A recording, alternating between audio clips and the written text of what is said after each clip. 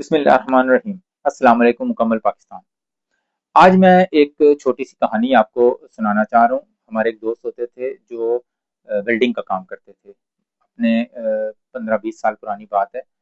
कहते थे कि जब ग्राहक आता था दुकान पे तो सबसे पहले सलाम दुआ के बाद मैं उनको कोल्ड ड्रिंक पूछता था।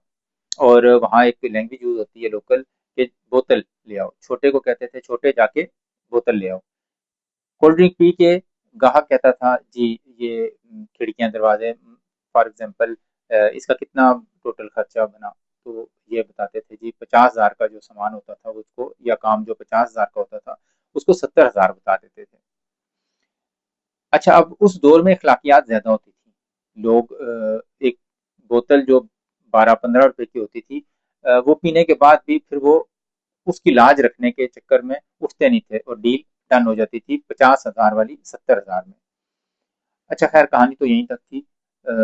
आपको पता है महंगाई बहुत हो गई है और खासतौर पर पेट्रोल की कीमत बहुत बढ़ गई है।